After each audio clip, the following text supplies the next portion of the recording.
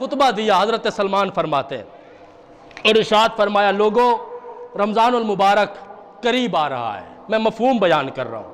رمضان المبارک قریب آ رہا ہے اور حضور نے فرمایا بڑی عظمت والا مہینہ ہے. کیا فرمایا؟ بڑی عظمت والا مہینہ ہے, بڑی نورانیت والا مہینہ ہے, بڑی برکتوں والا مہینہ ہے. یا رسول اللہ ہوتا کیا ہے؟ فرمایا اس میں جو عمل کرو گے نا, جو رمضان میں عمل کرو گے اور نفلی عمل ہوگا اس کا ثواب ایک فرض کے برابر ہوگا, اور ایک فرض کا ثواب 70 فرضوں کے برابر ہوگا. یہ کس نے فرمایا؟ نبی نے فرمایا. اور کس مہینے کے متعلق فرمایا؟ رمضان کے متعلق. فرمایا 70 فرضوں کے برابر ایک فرض ہوگا. اس کی سحری میں بھی برکتیں, اس کی افطاری میں بھی برکتیں.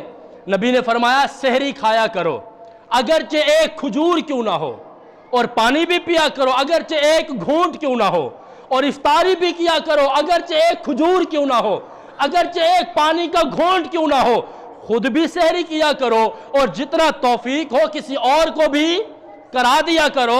صحابہ نے کہا یا رسول اللہ اگر ہمارے پاس استطاعت نہ ہو تو کیا کریں؟ فرمایا تمہیں کس نے کہا بڑے بڑے دسترخوان سجاؤ؟ تمہارے پاس اگر ایک کھجور ہے آدھی خود کھا لو, آدھی اپنے مسلمان بھائی کو دے دو, خود بھی افطاری کر لو, وہ بھی افطاری کر لے گا. خود بھی افطاری کر لو, اللہ اس کا ثواب تمہیں بھی برابر دے گا, اس کو بھی برابر دے گا. دینے والا تو وہ ہے نا, دینے والا تو وہ ہے. اور فرمایا کہ اس مہینے میں پہلا عشرہ اس کا رحمت ہے. اولہ رحمت واوسطہ مغفرت وآخرہ عتق من النار. پہلا عشرہ رحمت ہے, دوسرا عشرہ رب کی طرف سے مغفرت کا ہے, اور آخری عشرہ جہنم سے چھٹکارے کا ہے. کیا فرمایا؟ جہنم سے. حضور آئے منبر پر تشریف فرما ہونے لگے, پہلا قدم منبر پر رکھا تو فرمایا آمین. دوسرے منبر پر دوسری سیڑھی پر قدم رکھا تو فرمایا آمین. تیسری سیڑھی پر قدم رکھا تو پھر فرمایا آمین. صحابہ بڑے حیران ہوئے. حضور نے فرمایا پوچھو, اور صحابہ بے ادب نہیں تھے, صحابہ بڑے با ادب تھے. نبی جب اجازت دیتے تھے تب بولتے تھے, ہماری طرح منہ پھٹ نہیں تھے. نبی جب اجازت دیتے تو پھر بولتے. نبی نے پوچھا پوچھو. صحابہ کہتے ہیں یا رسول اللہ آپ نے پہلا قدم پہلی سیڑھی پہ رکھا آمین کہا, دوسری سیڑھی پر قدم رکھا تو آمین کہا, تیسری سیڑھی پر قدم رکھا تو آمین کہا. وجہ کیا ہے؟ آمین تو ہوتی ہے نا دعا کے بعد. ایک بندہ دعا کرے, سننے والا جواب میں آمین کہے. حضور نے فرمایا ہاں, جبرائیل دعا کر رہا تھا اور اس کی دعا کے جواب میں محمد آمین کہہ رہا تھا. دعا کون کر رہا تھا؟ کون کر رہا تھا؟ جبرائیل امین, تمام ملائکہ کے سردار. اور آمین کون کہہ رہا تھا؟ تمام انبیاء کا سردار. جبرائیل نے کیا دعا کی؟ اللہ جس کو رمضان کا مہینہ میسر ہو اور وہ اپنے گناہوں کی مغفرت نہ کروا سکے اسے تباہ و برباد فرما. جواب میں نبی نے کہا آمین. دوسری سیڑھی پر قدم رکھا تو جبرائیل نے کہا اللہ جس محفل میں پاک پیغمبر کا تذکرہ ہو اور سننے والا نبی پر درود نہ پڑھے اسے تباہ و برباد فرما. جواب میں حضور نے کیا فرمایا؟ کیا فرمایا؟ آمین. اور تیسری سیڑھی پر فرمایا جس کے والدین زندہ ہوں اور وہ اپنے والدین کی خدمت کی برکت سے اپنی آخرت نہ سنوار سکے اللہ اسے تباہ و برباد فرمایا. حضور نے فرمایا آمین. اب بتاؤ کسی دعا کے رد ہونے میں کوئی شک ہے؟ جبرائیل دعا کریں, امام الانبیاء آمین کہیں, دعا رد ہو سکتی ہے؟ رمضان کا مہینہ آ رہا ہے, ہم اپنے آپ کو تیار کریں. اپنے آپ کو کیا کریں بھائی؟ کیا کریں بھائی؟ تیار کریں. کیسے تیاری کریں گے؟ اپنا ٹائم ٹیبل سیٹ کریں, اپنی ٹائمنگ بنائیں کہ میں نے اس وقت سے اس وقت تک قرآن پاک کی تلاوت کرنی ہے, اتنی دیر میں نے استغفار کرنی ہے, اتنی دیر میں نے تسبیحات پڑھنی ہے, اتنی دیر میں نے نوافل پڑھنی ہے. ایسا نہ ہو کہ پوری رات جاگتے گزار دیں. جی ہم جاگ رہے ہیں. جی وہ تمہیں کس نے کہا کہ خالی جاگنا عبادت ہے؟ بھائی عبادت کرنا عبادت ہے, جاگنا عبادت نہیں ہے.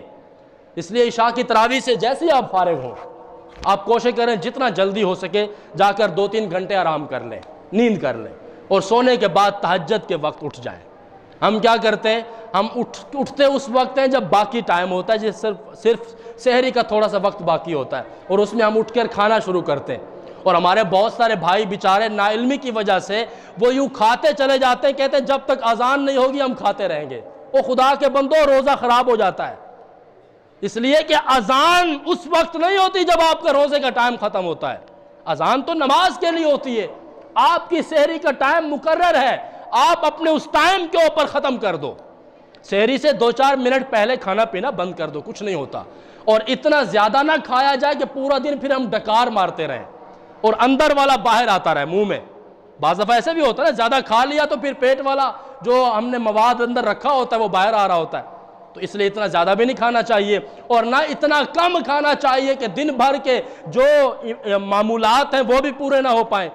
سحری کے ٹائم ہم اٹھ کر تہجد بھی پڑھ لیں، سحری کھائیں جتنا ہم کو اللہ نے توفیق بخشی ہے، اور پھر اس کے بعد نماز ٹائم پر ادا کریں، تلاوت کا اہتمام کریں۔ تھوڑی دیر سونا ہے سو جائیں، اپنے اپنے کام پہ چلے جائیں، وہاں جا کر جو کام ہے، اگر اپنی دکان ہے تو بیٹھ کر تلاوت کرتے رہیں، کسی اور کی ملازمت ہے تو آپ کم از کم زبان سے آپ کو ذکر کرنے سے تو کوئی نہیں منع کر سکتا نا۔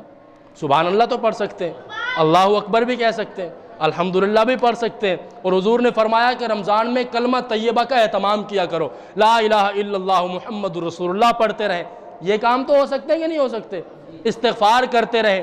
حضرت علی رضی اللہ تعالیٰ عنہ کی خدمت میں کوئی آیا یا کہ امیر المومنین یہ بتائیں بہت پریشان رہتا ہوں، بچے نہیں ہو رہے اور رزق کے حوالے سے بہت پریشانی ہے، معاملات بہت ٹف ہیں، کیا کروں؟ حضرت علی نے فرمایا استغفار کرنے شروع کر دو۔ وہ کہتے ہیں کہ استغفار کرنے سے کیا ہوگا؟ تو حضرت علی نے فرمایا فَقُلْتُ اسْتَغْفِرُوا رَبَّكُمْ إِنَّهُ كَانَ غَفَّارًا۔ اللہ تعالیٰ فرماتے ہیں کہ تم اگر استغفار کرتے ہو، اللہ تمہیں بچوں کی کثرت عطا فرماتا ہے، اللہ تمہارے مال و دولت میں اضافہ فرما دیتا ہے، اللہ تمہارے لیے بارشوں کا سلسلہ جاری فرما دیتا ہے۔ اور ہمیں کیا چاہیے؟ ہم استغفار کریں، تلاوت کلام پاک کا اہتمام کریں، نمازوں کا اہتمام کریں۔